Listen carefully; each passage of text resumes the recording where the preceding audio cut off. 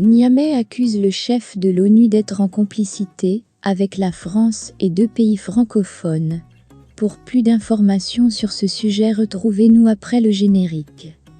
Mais avant de commencer, n'oubliez pas de vous abonner et d'activer la cloche de notification pour ne pas manquer nos prochaines vidéos. Bon visionnage.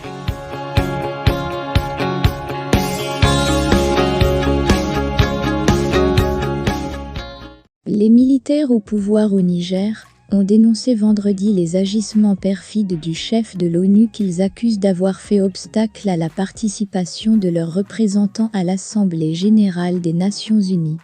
Le Conseil national pour la sauvegarde de la patrie et le gouvernement de la République du Niger prennent à témoin la communauté nationale et internationale quant aux agissements perfides du secrétaire général de l'ONU, Antonio Guterres, qui sont de sorte à saper tout effort de sortie de crise dans notre pays, indique un communiqué lu à la télévision publique.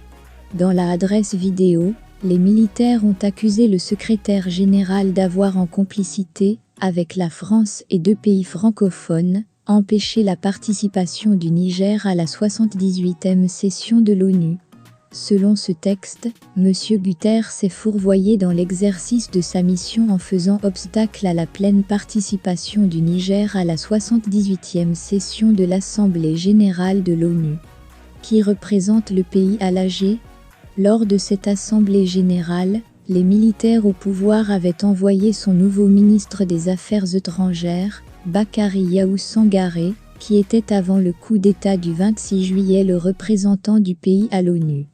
M. Guterres a non seulement refusé de prendre acte de la liste officielle des délégués du Niger, mais a surtout accédé à la demande fantaisiste de l'ex-ministre des Affaires étrangères Assoumi Massaoudou tendant à révoquer le représentant permanent du Niger auprès des Nations Unies, note le communiqué de Niamey. Le Niger récuse et dénonce avec force cette ingérence manifeste de M. Guterres dans les affaires intérieures d'un État souverain, ajoute le texte qui dénonce la complicité de la France et de 2 chefs d'État francophones ouest-africains, sans les citer. Le porte-parole d'Antonio Guterres a rejeté les explications avancées par le Niger.